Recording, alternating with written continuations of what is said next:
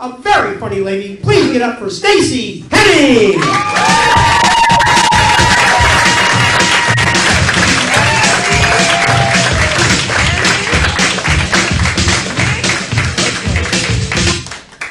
Well, hello, friends and family of Orange County's Virgin Comics.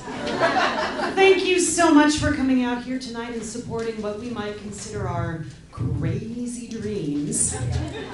And for those of you that are here simply because you lost a bet, we thank you too. Fun fact about me, I love to dance. Now you're gonna have to take my word for it on this one, but skills like mine don't just happen. They're developed over time, sometimes with the assistance of adult beverages. That's right, Prosecco, I can dance. Unfortunately, my husband does not share my passion for the art of movement. And it's a statement of fact. When I hit the dance floor in his presence, it's like the man is made of smoke. But, for the sake of clarity, I would like to take a quick poll here tonight. Just a quick one. Did any of you, even once, hear me make the claim that I'm good at it? That's right. I didn't think so. Your silence says everything. So you can probably imagine my excitement when we receive a wedding invitation. It's like I just got a personal written request to shake my moneymaker. Now the wedding story I'm about to tell you is completely true. No one's names have been changed to protect the innocent. Well, mainly because you don't know my family. I'd also like to note that my cousin is the bride in this tale. So it was a late fall date, lovely church wedding, followed by a reception at the local country club. A fact that will be important later is that my cousin's now husband is British. So fast forward to the reception. Due to the exceptionally nice weather, they had set up the dance floor outside. And this is what I want you guys to picture. On one side is a wrought iron railing that basically protects you from plunging down onto the pool deck. And on the opposite side is a large grassy hill that slopes upwards. And with the way that the band had set up their instruments and all of their equipment, you could really only enter and exit the dance floor from the front. So I was having a good time. I was moving my magic hips. One of those skills that I've developed. When I noticed out of the corner of my eye that the groom and all of the groomsmen had hit the floor and were executing what appeared to be a very choreographed dance. They were dancing to a Tom Jones cover of You Can Leave Your Hat On. This happened to be not long after the movie The Full Monty had premiered. Now, I get it. Some of you may not have seen the movie, it was a long time ago.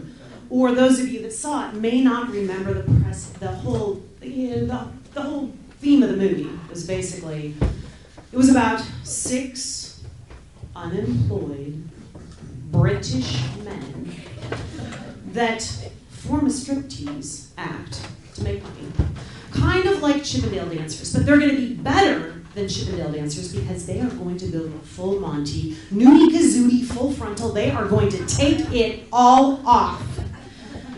The big number in that movie is performed to that song. So as the song progresses, and more clothing starts to get removed, first jackets, then ties, then shirts, the groomsmen slowly start to leave the dance floor.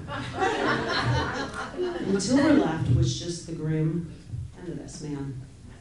At this point, I excuse myself and I head to the clubhouse where my husband and the rest of my family has retired. Remember when I said earlier about my husband when it comes to me and dancing? So I announce that I think the groom is going to get naked. They look at me, motioned that I may have had a few and returned to their conversation. So I again, in a slightly louder voice, announced that I think the groom is going to get naked, and then returned to my spot on the dance floor next to my cousin, the bride. At this point, the two men are wearing matching fitted black spandex boxer briefs and black socks. They proceed to remove their socks, then turn their backs to the growing audience and remove their underwear.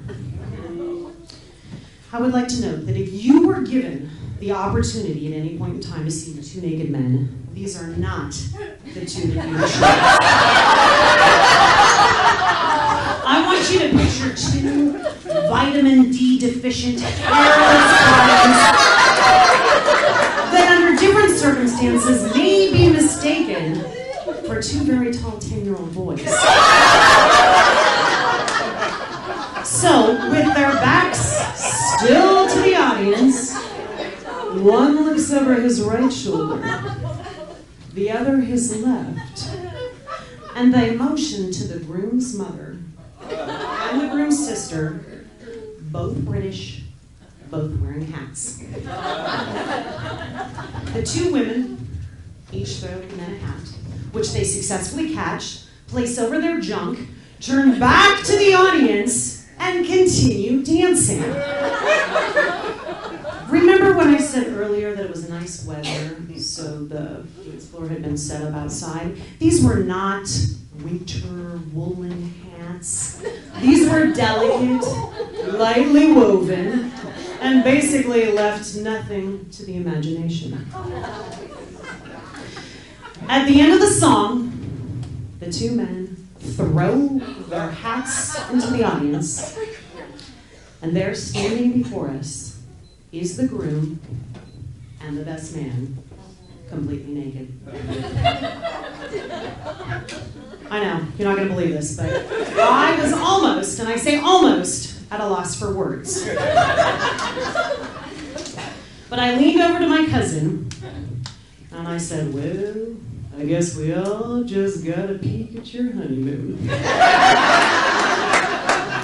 And that, ladies and gentlemen, is the story of why the Pinehurst Country Club made changes to their dress code. No, actually, there's a funny follow-up to that story.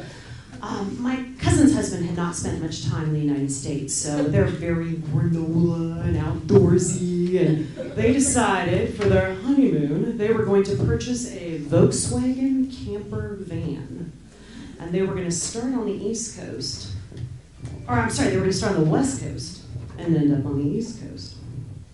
My husband and I happened to be living in New York at the time, so I received a phone call from my cousin asking me if they could come and stay with us for a couple of days. Well, their visit just happened to coincide with me being out of town training for a new job. So I had to ask my husband. I said, well, how do you feel about them staying here with you without me? And he thought about it, and he agreed, but ground rules had to be established. And that rule was my cousin's husband had to have some sort of garment covering his lower half at all times while he was in our home. And ladies and gentlemen, due to a contract we have with the Camino Playhouse and an ordinance that is enforced by the city of San Juan Capistrano, there will be no nudity on my part tonight. But you've been a great audience. Thank you so much.